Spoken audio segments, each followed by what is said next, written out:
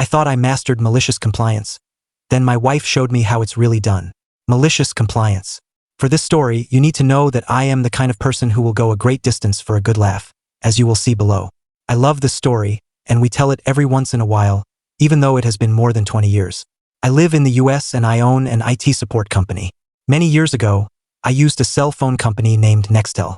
They had this great push-to-talk feature that turned your phone into a walkie-talkie, which was perfect for communicating with coworkers in my IT work. However, their customer service was a nightmare.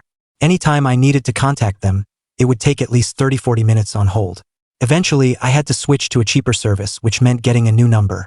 Now you can port your number to a new carrier, but back then you had to change numbers if you switched carriers. I canceled all the phones on our plan except for mine, which I downgraded to an emergency plan costing about $10 a month. I left the old phone plugged in at my office and set my voicemail message to instruct callers of my new number. The phone just sat next to my desk on a shelf, plugged into a charger, so that I could see if anyone called. I could also hear the phone make a sound when it disconnected from the cellular network and then a different sound when it connected to the cellular network. It connected and disconnected constantly there in my office.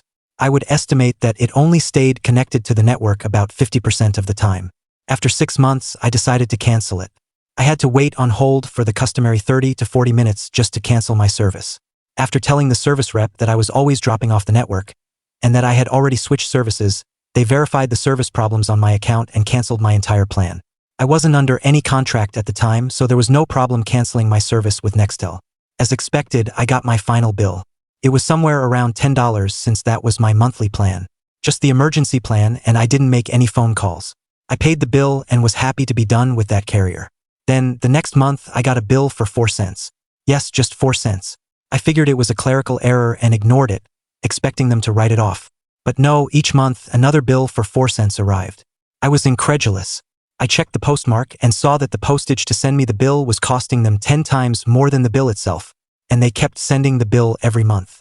I could have paid the bill, but it seemed ridiculous to write a check for 4 cents and spend more on a stamp. After 6 months, I finally had enough and decided on some very petty, malicious compliance. I decided to invest the 40 minutes on hold to call Nextel to work this out. By golly, if they wanted my 4 cents, I would give them my 4 cents. I planned to wait on hold for 40 minutes and pay the 4 cents with a credit card, knowing it would cost them more in fees. I told my wife about my plan, thinking it was the perfect malicious compliance story. But my wife, the true master of malicious compliance, suggested an even better idea. Call and ask if I could make payments on the 4 cents, splitting it into 2 payments on my credit card. OMG. I was in the presence of malicious royalty. I called, waited on hold for 40 to 45 minutes, and finally got through to a representative. The representative sounded like one of those airport terminal attendants who act like they are checking your reservations, but instead, they are writing a Stephen King-length novel. I could hear the clickety-clackety sound of the keyboard. The female representative was constantly typing as I explained that I had canceled my service but kept getting the final bill and proposed making payments. The representative, typing away, said she'd look up my account. As she typed away at her keyboard, I explained that I had gotten the final bill and that I would like to set up a payment plan to take care of the outstanding balance. I told her that I would like to pay half on my credit card today and pay the remaining half the following month. She was agreeing with me and typing away when suddenly she stopped typing and went quiet. "Sir," she said. "Yes," I replied. "Are you aware of the balance amount?" "Yes," I said. "4 cents?" she said. "Yes," I said. "I figured that you really wanted that 4 cents because you keep spending all this postage to send me bills each month. So I'm just calling you to take care of it." After a brief silence, I heard the clickety-clack of the keyboard again, and she said that I would not have to worry about the balance because she was writing it off. I insisted on giving my credit card for the first half of the payment, but she firmly dismissed it and assured me I wouldn't get any more bills. My wife's suggestion turned a simple prank into a masterpiece of malicious compliance. I may be good at it, but my wife is on another level, and you really have to want to do malicious compliance to wait on hold for 40 minutes. Edit 1. Although I have fond memories of this story, my wife and I both laugh at the other, possibly better, options of dealing with the situation. First, a couple of commenters stated that I was stupid for waiting on the phone for 40 minutes to do this. Yes, no argument there. But my first line above states that I will go a great distance for a laugh. However, no customer service reps were injured in this exercise. The conversation only took a couple of minutes. I saved the company money because they fixed their stupid error.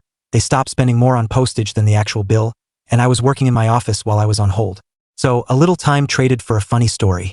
Second, some people had great ideas for other possibilities. Most suggested paying slightly more than the 4 cents so that Nextel would have to deal with the refund. Then Nextel would constantly have to send me statements in the mail. I like this, and if Nextel ever sent a refund check, I wouldn't cash it. I know in my own business that when a customer writes a check for a penny off, it takes me at least 5 minutes to fix. Sometimes it even takes a little longer. So this option appeals to me. Commenter suggested paying it with British pounds to make them deal with conversion and a refund. I love this. Do you know how much that would cost me?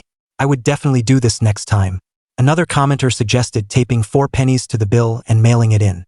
I wondered if taping 5 pennies would generate more issues for Nextel and give me a 1 cent credit.